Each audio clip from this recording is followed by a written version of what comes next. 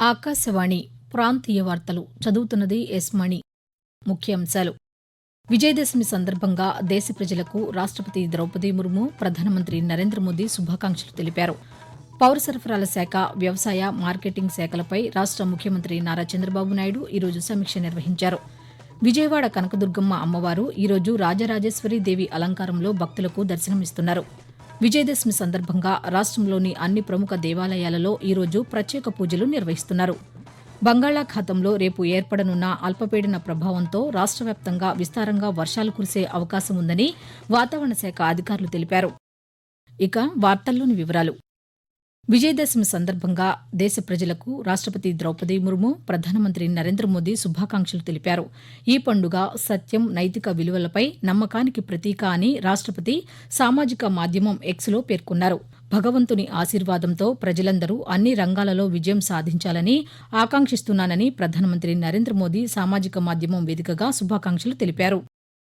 దసరా శరన్నవరాత్రుల చివరి రోజు కావడంతో విజయవాడ ఇంద్రకీలాద్రికి భక్తులు అధిక సంఖ్యలో వస్తున్నారు. ఈ నేపథ్యంలో దసరా మహోత్సవాల ఏర్పాట్లపై తాజా సమాచారం ఆకాశవాణి ఎన్టీఆర్ జిల్లా ప్రతినిధి నవీన్ కుమార్ అందిస్తారు. ఇంద్రకీలాద్రిపై దసరా శరన్నవరాత్రి వేడుకలు అత్యంత ఘనంగా జరుగుతున్నాయి. కృష్ణానదిలో నీటి ప్రవాహ స్థాయి అధికంగా ఉండడం వల్ల అమ్మవారి జల విహారాన్ని రద్దు చేశారు. ఇంద్రకీలాద్రిపై ఈ రోజు రాజరాజేశ్వరి దేవి అలంకరణలో కనకదుర్గమ్మ దర్శనమిస్తున్నారు. ఉత్సవాల్లో చివరి రోజు కావడంతో ఇంద్రకీలాద్రికి భక్తుల తాకిడి పెరిగింది. ఈ రోజు ఉదయం 10:30కు పూర్ణాహుతితో దసరా ఉత్సవాలు ముగిసినట్టు అధికారులు పేర్కొన్నారు. పౌర సరఫరాల శాఖ, వ్యవసాయ, మార్కెటింగ్ శాఖలపై రాష్ట ముఖ్యమంత్రి నారా చంద్రబాబు నాయుడు ఈరోజు ఉండవల్లిలోని తన నివాసంలో సమీక్ష నిర్వహించారు. ఈ సమీక్షకు మంత్రి నాదెండ్ల మనోహర్, ఆయా శాఖల ముఖ్య అధికారులు హాజరయ్యారు. ఈ సందర్భంగా రాష్టంలో నిత్యావసర వస్తువుల ధరల నియంత్రణకు పౌర సరఫరాల శాఖ ద్వారా చేపట్టిన చర్యలపై చర్చించారు. ధరల భారం తగ్గించేందుకు ఇప్పటి వరకు తీసుకున్న చర్యలను ముఖ్యమంత్రికి నాదెండ్ల మనోహర్ వివరించారు. డిమాండ్కు తగిన విధంగా నిత్యావసర వస్తువుల దిగుమతి, దీర్ఘకాలికంగా చేపట్టాల్సిన చర్యలపై ముఖ్యమంత్రి అధికారులతో చర్చించారు. దసరా శరన్నవరాత్రుల చివరి రోజైన విజయదశమి సందర్భంగా రాష్టంలోని అన్ని ప్రముఖ ఆలయాలను భక్తులు పెద్ద సంఖ్యలో దర్శించుకుంటున్నారు. శ్రీశైల భ్రమరాంబిక అమ్మవారు ఈరోజు సాయంత్రం 6:30 నిజరూప అలంకారంలో భక్తులకు దర్శనమివ్వనున్నారు. అనంతరం స్వామి అమ్మవార్లకు నందివాహన సేవ నిర్వహించనున్నారు. రాత్రి 8 గంటలకు నిర్వహించే తెప్పోత్సవంతో దసరా మహోత్సవాలు ముగియనున్నాయి. శ్రీకాళహస్తిలోని జ్ఞాన ప్రసూనాంబిక ఆలయానికి తెల్లవారుజాము నుంచే భక్తులు ఆలయానికి చేరుకుంటున్నారు. అమ్మవారికి ప్రత్యేక అభిషేకాలు నిర్వహిస్తున్నారు. తిరుపతి తాతయ్యగుంట గంగమ్మ ఆలయంలో అమ్మవారు మహిషాసుర మర్దినీదేవి అలంకారంలో భక్తులకు దర్శనమిస్తున్నారు. పశ్చిమ గోదావరి జిల్లా భీమవరం పట్టణంలోని మావుళ్లమ్మ అమ్మవారు, ఏలూరు జిల్లా నూజివీడు పట్టణంలోని శ్రీ కోట మహిషాసుర మర్దిని అమ్మవారు ఈరోజు శ్రీ రాజరాజేశ్వరి దేవి అలంకారంతో భక్తులకు దర్శనమిస్తున్నారు. ఇక మరోవైపు విజయనగరంలో జరుగుతున్న పైడితల్లి అమ్మవారి ఉత్సవాలపై సమాచారం మా ఆకాశవాణి విజయనగరం ప్రతినిధి రామకృష్ణ అందిస్తారు. సంగీత, సాంస్కృతిక, సాహిత్య నిలయమైన విజయనగరం సంబరాలకు సిద్ధమైంది. ఈ నెల 13న విజయనగరం ఉత్సవాలతో పాటు 14, 15వ తేదీల్లో శ్రీశ్రీ పైడితల్లి అమ్మవారి తొలేళ్లు సిరిమాను వేడుకకు అంగరంగ వైభోగంగా ముస్తాబవుతుంది. 15న జరిగే అమ్మవారి సిరిమానోత్సవాన్ని మధ్యాహ్నం 3 గంటలకే ప్రారంభించి సాయంత్రం 5 గంటలకు ముగించేలా అధికారులు చర్యలు తీసుకుంటున్నారు. ఉత్సవాలను ప్రశాంతంగా నిర్వహించడానికి 6 జిల్లాల నుంచి 2,000 మందిని పోలీసు బందోబస్తు కోసం నియమించారు. ఏరియల్ సర్వే, నిఘాకు 3 డ్రోన్స్ ను వినియోగిస్తున్నారు. ట్రాఫిక్ రెగ్యులేషన్ కు ప్రత్యేకంగా పోలీసు సిబ్బందిని కేటాయించారు. తిరుమల శ్రీ వెంకటేశ్వర స్వామి సాలకట్ల బ్రహ్మోత్సవాల్లో చివరి రోజైన ఈ ఉదయం స్వామివారికి చక్రస్నానం నిర్వహించారు. కాగా ఈ రోజు తెల్లవారుజామున 3 నుండి 6 గంటల వరకు స్వామివారికి పల్లకీ ఉత్సవం, 6 నుంచి 9 గంటల వరకు శ్రీ వరాహస్వామి ఆలయంలో శ్రీదేవి భూదేవి సమేత శ్రీ మలయప్ప స్వామివారికి శ్రీ సుదర్శన చక్ర తాళ్వార్లకు స్నపన తిరుమంజనం నిర్వహించారు. ద్వారకా తిరుమల శ్రీ వెంకటేశ్వర స్వామివారికి ఆశ్వయుజ మాస తిరుకల్యాణోత్సవాలను ఈ నెల 13 నుంచి 20 వరకు నిర్వహించనున్నట్లు ఆలయ అధికారులు తెలిపారు. వీటిని తిలకించేందుకు వచ్చే భక్తులకు ఎటువంటి అసౌకర్యాలు కలగకుండా అన్ని ఏర్పాట్లు పూర్తి చేసినట్లు ఆలయ కార్యనిర్వహణ అధికారి ఎస్వీఎస్ఎన్ మూర్తి స్పష్టం చేశారు. ఆకాశవాణి ప్రాంతీయ వార్తలు వింటున్నారు. దసరా శరన్నవరాత్రులలో భాగంగా ఈరోజు తూర్పుగోదావరి జిల్లా నిడదవోలు మండలం తిమ్మరాజుపాలెం గ్రామంలోని శ్రీ కోట సత్యమ్మ అమ్మవారిని రాష్ట పర్యాటక శాఖ మంత్రి కందుల దుర్గేష్ దర్శించుకున్నారు. ఈ సందర్భంగా అర్చకులు ఆయనకు స్వాగతం పలికి ప్రత్యేక పూజలు నిర్వహించి ఆశీర్వచనం అందజేశారు. ఈ సందర్భంగా రాష్ట ప్రజలకు మంత్రి విజయదశమి శుభాకాంక్షలు తెలిపారు. విజయనగరం జిల్లాలోని స్వయం సహాయక సంఘాల మహిళలు తయారు చేస్తున్న ఉత్పత్తులకు అంతర్జాతీయ మార్కెట్లో గుర్తింపు తీసుకువస్తామని రాష్ట మంత్రి కొండపల్లి శ్రీనివాస్ పేర్కొన్నారు. విజయనగరం ఉత్సవాలు పైడితల్లి పండుగ నేపథ్యంలో డీఆర్డీఏ, నాబార్డు, ఇతర బ్యాంకుల సహకారంతో ఏర్పాటు చేసిన అఖిల భారత డ్వాక్రా బజార్ను కేంద్ర మాజీ మంత్రి అశోక్ గజపతిరాజుతో కలిసి ఆయన నిన్న ప్రారంభించారు. వివిధ జిల్లాలు, రాష్ట్రాల వారు తయారు చేసిన వస్తువుల ప్రదర్శనలను స్థానిక నాయకులు అధికారులతో కలిసి సందర్శించారు.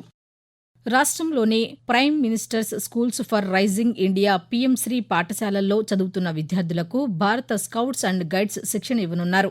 మొత్తం 820 స్కూళ్లలో 2 విడతలుగా విద్యార్థులకు శిక్షణ ఇచ్చేందుకు పాఠశాల విద్యాశాఖ ప్రణాళిక రూపొందించింది. మొదటి విడత శిక్షణలో భాగంగా 649 స్కూళ్లలో దసరా సెలవుల అనంతరం ఈ నెల 18వ తేదీ నుంచి ప్రారంభం కానుంది. అనంతరం మిగిలిన 171 పీఎంశ్రీ స్కూళ్లలో శిక్షణ అమలు చేయనున్నారు. కేంద్ర ప్రభుత్వం ఈ నెల 3న ప్రయోగాత్మకంగా ప్రారంభించిన పీఎం ఇంటర్న్షిప్ .mca.gov.in ఇంటర్న్షిప్ పోర్టల్లో అభ్యర్థులు ఈ రోజు నుంచి ఈ నెల 25 వరకు దరఖాస్తు చేసుకోవచ్చని కేంద్ర ప్రభుత్వం ఒక ప్రకటనలో తెలిపింది.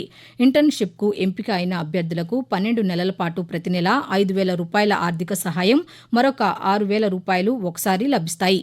చమురు, ఇంధనం, ఆతిథ్యం, ఆటోమోటివ్, బ్యాంకింగ్ సహా 24 రంగాలలో అవకాశాలు విస్తరించి ఉన్నట్లు కేంద్ర అధికారిక వర్గాలు తెలిపాయి. వాతావరణం. బంగాళాఖాతంలో రేపు ఏర్పడనున్న అల్పపీడనం 14వ తేదీ నాటికి వాయుగుండంగా, 15వ తేదీ నాటికి తీవ్ర తుపానుగా మారనుందని భారత వాతావరణ శాఖ అంచనా వేస్తోంది. దీని ప్రభావంతో రాష్ట్ర వ్యాప్తంగా 14, 15, 16 తేదీల్లో విస్తారంగా వర్షాలు కురిసే అవకాశం ఉందని అమరావతి వాతావరణ కేంద్రం పేర్కొంది. తమిళనాడులో నిన్న రాత్రి జరిగిన భాగమతి ఎక్స్ప్రెస్ ప్రమాదం కారణంగా ఆ మార్గంలో నడిచే పలు రైళ్లను దక్షిణ మధ్య రైల్వే రద్దు చేసింది. Tirupati Puducherry MEMU, Puducherry Tirupati MEMU, doctor MGR Chennai Central Tirupati Express రైళ్లు, Tirupati doctor MGR Chennai Central Express రైళ్లు, Arakkonam Puducherry MEMU, Kadapa Arakkonam MEMU, Vijayawada doctor MGR Chennai Central Pinakini Express, Sullurpeta Nellore MEMU Express, Nellore Sullurpeta MEMU Express రైళ్లు రద్దు చేసినట్లు అధికారులు తెలిపారు. ఈ రోజు ప్రపంచ కీళ్ల నొప్పుల దినం నిర్వహిస్తున్నారు. ఆర్థరైటిస్ సమస్య గురించి ప్రజలకు అవగాహన కల్పించే విధంగా ప్రతి సంవత్సరం అక్టోబర్ 12వ తేదీన ప్రపంచ ఆర్థరైటిస్ దినం నిర్వహిస్తున్నారు.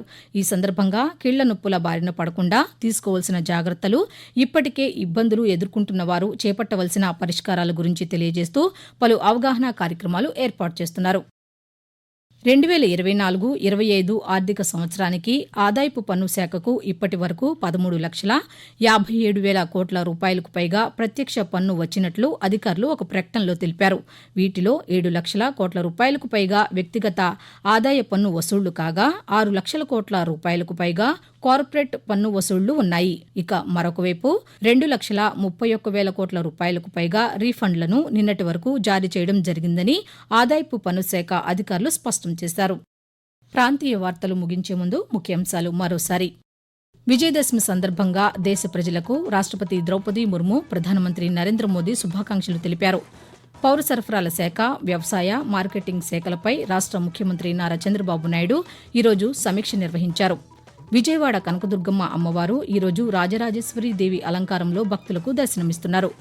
విజయదశమి సందర్భంగా రాష్ట్రంలోని అన్ని ప్రముఖ దేవాలయాలలో ఈరోజు ప్రత్యేక పూజలు నిర్వహిస్తున్నారు. బంగాళాఖాతంలో రేపు ఏర్పడనున్న అల్పపీడనం ప్రభావంతో రాష్ట్ర వ్యాప్తంగా విస్తారంగా వర్షాలు కురిసే అవకాశం ఉందని వాతావరణ శాఖ అధికారులు తెలిపారు. ఆకాశవాణి ప్రాంతీయ వార్తలు ఇంతటితో సమాప్తం.